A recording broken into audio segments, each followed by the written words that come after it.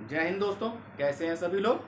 आज हम आपको स्वरों का विभाजन मुख्य आकृति के आधार पर पढ़ाएंगे कि जीवा के आधार पर, मात्रा के आधार पर, ओष्ठों की आकृति के आधार पर, जीवा की ऊंचाई के आधार पर, जीवा के भाग के आधार पर कैसे कोई वर्ण निकलते हैं। चलिए शुरू करते हैं। मात्रा के आधार पर दो तरह से वर्ण होते हैं, ह्रस्व यानी लघु, गुरु यानी दीर्घ यानी बड़ा। ह्रस्व चार होते हैं, अ, ई, उ, री, चार तरह से बोले जाते हैं। जो छोटे होते हैं उनको ह्रस्व यानी लघु कहते हैं, जो बड़े होते हैं उन्हें दीर्घ कहते हैं। बड़ा अ, बड़ी ई, बड़ा उ, ए, ऐ, ओ, औ।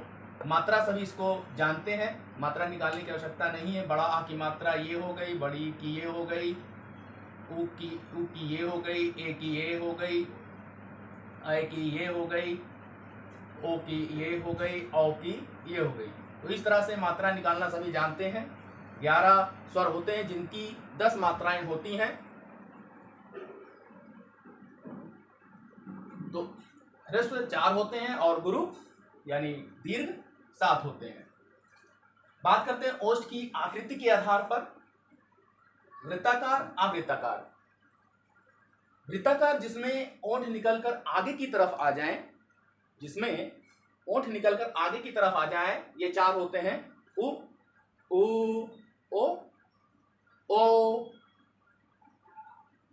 ये इस तरह से बोले जाते हैं जिसमें ओठों की जो बनावट है वो आगे की तरफ आ जाते हैं। उ, ओ, औ। उसके बाद आवृत्ताकार, आ, ई, री, ए, ऐ, इनकी संख्या 7 होती है। जिह्वा के ऊंचाई के आधार पर यानी मुंह खुलने के आधार पर संवृत्त, अर्धसंवृत्त, विवृत्त, अर्धविवृत्त। संवृत्त यानी बंद, जब हम बोलते हैं तो हमारी जिह्वा इस तरह से हम लोगों का उच्चारण होता है, ई, उ, और ई, ये संवृत्त में आएंगे। अर्धसंवृत्त यानी आधा बंद, ए, ओ, विवृत्त, विवृत्त मीन्स यानी पूरा मुंह खुला हुआ, विवृत्त। बड़ा आ, जब हम बोलते हैं आ तो ये पूरा का पूरा मुंह खुला रहता है, ये वर्ण विवृत्त होते हैं। अर्धविवृत्त, ऐ, औ। इस तरह से जीवा के ऊंचाई के आधार पर संवृत्त, अर्धसंवृत्त, विवृत्त, अर्धविवृत्त। ज्यादातर इम्तिहानों में, कंपटीशन में, हर एग्जाम में यही पूछता है, संवृत्त, अर्धसंवृत्त, विवृत्त, अर्धसंवृत्त। कोई 4 वर्ण दे देगा, उनमें से पूछेगा संवृत्त कौन सा है, अर्धसंवृत्त कौन सा है, विवृत्त या अर्धविवृत्त कौन सा है।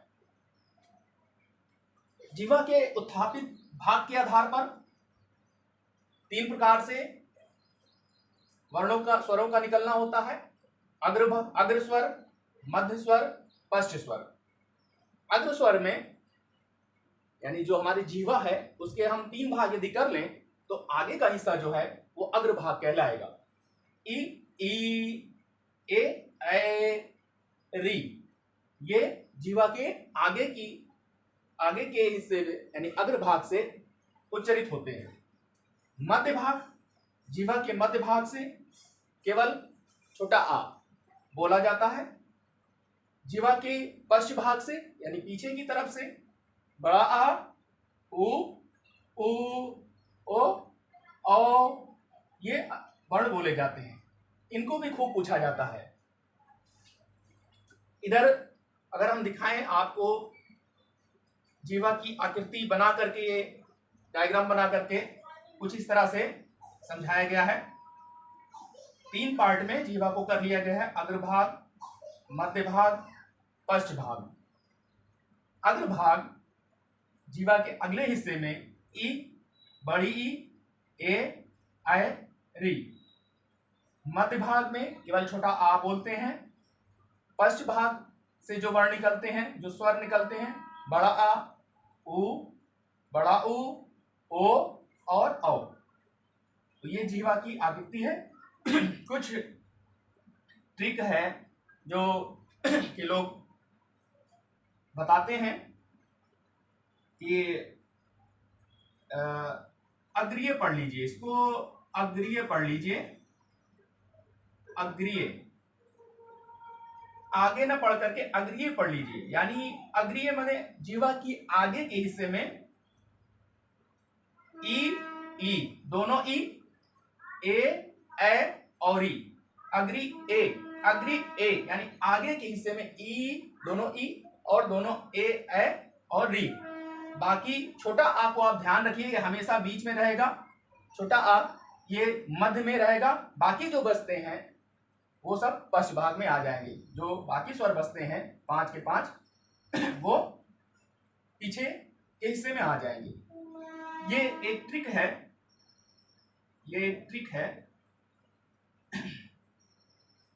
या इस तरह से भी पढ़ सकते हैं कि आओ उल्लू पीछे पीछे, आपको छोड़ो बीचे बीचे। आओ उल्लू, आओ, आ ओ यानी बड़ा आ, ओ और ओ दोनों, ओ और ओ, आओ यानी आ ओ आओ उल्लू, ऊ दोनों ऊ, आओ उल्लू पीछे पीछे यानी पीछे पीछे जो रहेगा वो आ, बड़ा आ, ओ और दोनों ऊ पीछे पीछे। आ को छोड़ो बीचे बीचे यानी आ को बीच में छोड़ दो, अब बाकी जो बचे वो ई ए री।